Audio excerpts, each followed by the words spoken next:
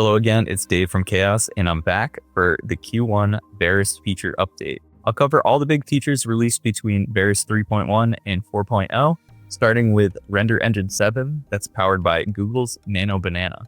This is a really big step in quality, and you'll find it's a lot easier to chase that perfect rendering. I'll also cover some other big features released this year, including image reference as input, gallery mode, video presets, and edit for all. So I'll see you in there. All right, so I'm here inside of Veras for Revit, and I have this kitchen scene loaded up from the old sample model. Here, I kind of want to demonstrate how good of a quality we can get with really basic materials. So you can see really nothing that impressive in here, really standard materials. But within this prompt, I've described at a very high level exactly what I'm looking for. And I've used an LLM tool to help me write this prompt, and I really recommend doing that because honestly, more is better with Nano Banana.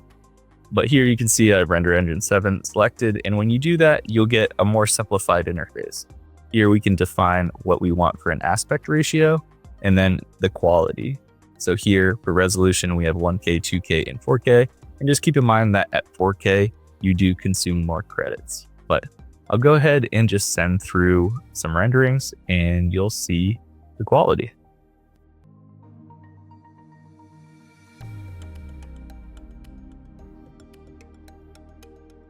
All right, so the results are pretty stunning, but you can see that, even with these really basic materials, we can get a nearly photorealistic result, and all the small details are still retained. So you can see the chairs and that kind of strangely shaped stove through the window, and nothing really got lost in translation. And then also these kind of reflections off the other objects make a lot more sense. But in general, the quality has really gone through the roof from where it was with D6 Sharp. All right, so I'm here inside of the web interface, and I've just uploaded an image of a floor plan. But with this preset that I've built, I can now convert these to a 3D dollhouse, and the results are honestly just not something that was possible before. So I'll go ahead and send a few of these through, and then we can look at the results.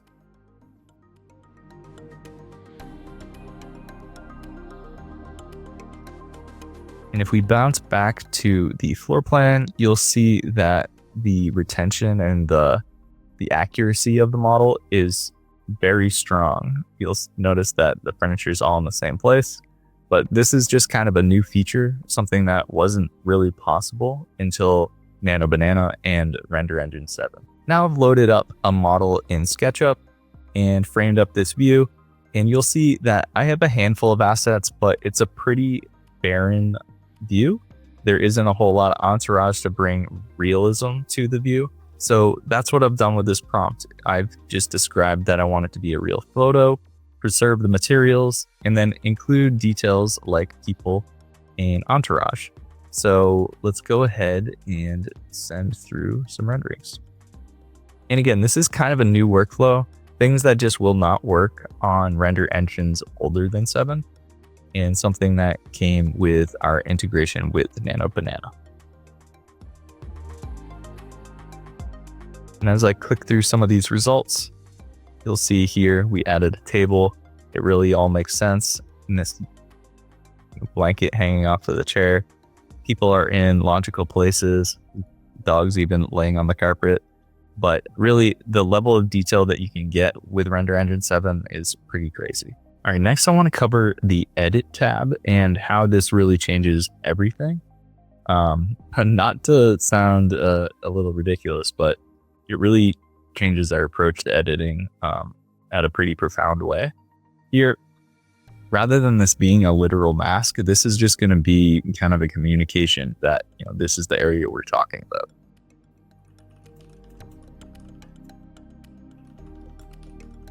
So now I can kind of just, indicate the area that I'm talking about and then give it a really direct prompt. And it's going to take the context of the image below it and, this selection, and then apply my prompt, and you'll see that we get some really good results. So here I'm back, and then let's go ahead and start changing these other ones.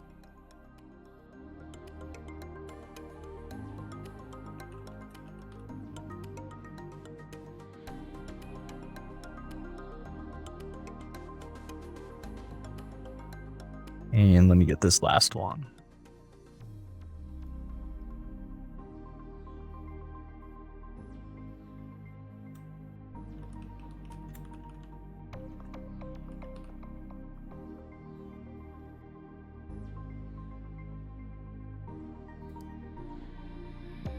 So you can see that the overall edit is really cohesive, even that pencil line below it.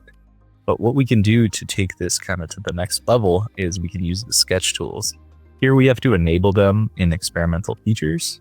But once we have that, I can just draw on here what I'm looking to do. So here I've kind of already framed it up that I want to make a, new cone of light. So here,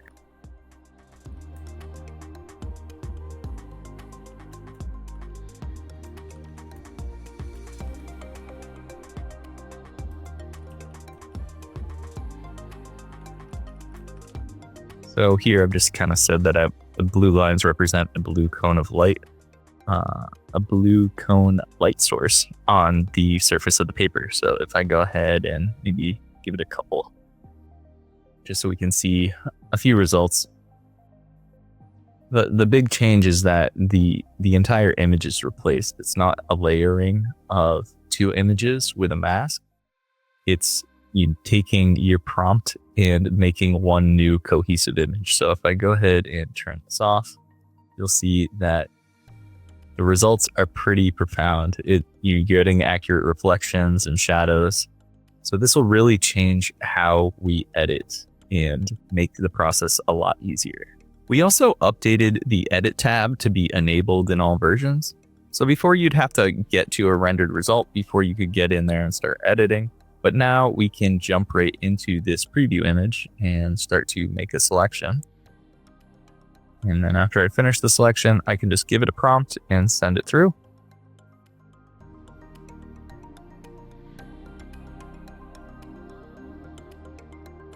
But where I see this being useful is, a scene like this, I might be looking at it thinking, what could I improve? But without going through the effort and starting to change out those materials, it could be difficult to imagine what it could look like. But now we can kind of just really quickly make some selections and try out some new materials to see, what could we improve about the scene without nearly the effort that it would be otherwise. Released in 4.1 is this new reference images. So you can see here I have a preview image uploaded and I'm going to add a reference image. We have a couple different options. We can either pull from the preview image, or if I had some rendered images, I could choose from there. But I'm going to use a custom upload and pull in this oil painting image. So here I'm going to use a style reference, but you do have some choices. We can either pull out materials or colors or composition, but I'm going to stick with style right now and go ahead and hit render. We don't really need a prompt here because we're providing enough information with the reference image. But if you want to do something a little above and beyond just taking the style, then that's where you would use prompts.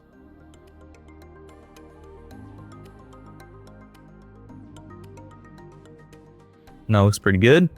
If I compare it to the original, you can see that really nothing was lost. It just took the oil painting style and applied it to that image. We can also do some pretty interesting things with rendered masks. So here I can make a quick selection of this back wall and then go ahead and switch out the style reference for a material reference. And again, I don't really need a prompt because I'm providing enough information with the reference image. So let's go ahead and send that.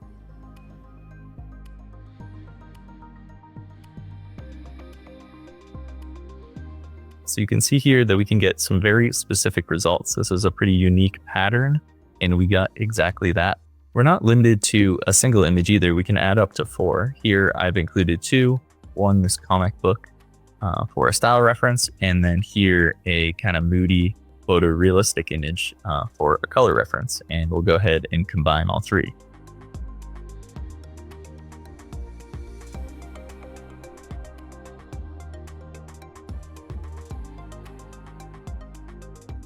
It's pretty amazing to see all 3 of those combined into one image. Now that I have a few rendered results, I'll take a minute to just highlight this feature. where when you have rendered image selected, whether it's here or in reference images, we can actually toggle through anything that we have down in our thumbnails. And again, that works down here as well. So it can make it really quick to grab something that you've previously rendered and use it as a reference or use it as that source image. The next thing that I want to touch on is the Veras gallery mode. You'll see that we can get here by clicking on the gallery tab, and this was released in Veras 3.1.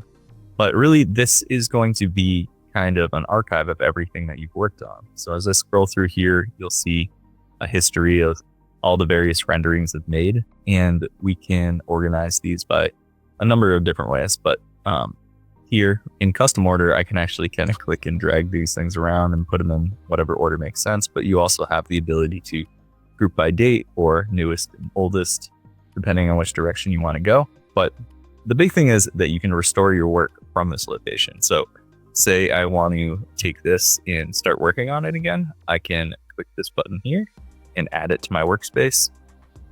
And then it's going to import it back into your Veras session so that you can continue working on it. You have a number of other options here. You can favorite things and they'll double in size, but you also can make a selection and download or delete or cancel your selection. But really, this is an archive of everything that you've been working on, and it kind of takes the pressure off of saving or downloading and backing up. It's just going to be here waiting for you. Now let's talk about Veras Video. This was released in Veras 3.0, and we have a lot to play with here. And in these two examples, I've just added some simple camera motion, and you can see how much more depth you have to this room beyond just a single frame. We can also play with the lighting here. I've asked it to become dark outside and turn on the interior lights. But we're not limited to, just simple things like that. We can also prompt in material changes. So here I've just prompted in that I want a accent wall to slide in behind the bed. And here again in another example. And then using an almost identical prompt, get a similar result behind this completely different room. But here I played around with a little material change, trying to not change anything in the room other than the finishes. But a more practical use might be aerial views in bringing those to light. This would normally be a lot of effort to animate all of this, but with just a single prompt, you can get everything moving and even do it to things that would be impractical to animate for. All right, the next feature I want to touch on is video presets. Here in the video tab, we now have a separate list of presets that are exclusive to video. This is helpful because the way that a preset is written in video is a little bit different than it is in image. And we've also added a number to this Veras video presets to kind of give you some ideas. I've pulled up a few of those examples here. This is light show, or a fun one here is X-ray. It kind of pulls the building apart as it zooms in on it. But then there's kind of some classic ones like transitioning from light to dark or changing seasons. And if you have any questions, we can provide additional support in the forums. Until next time, have a nice day.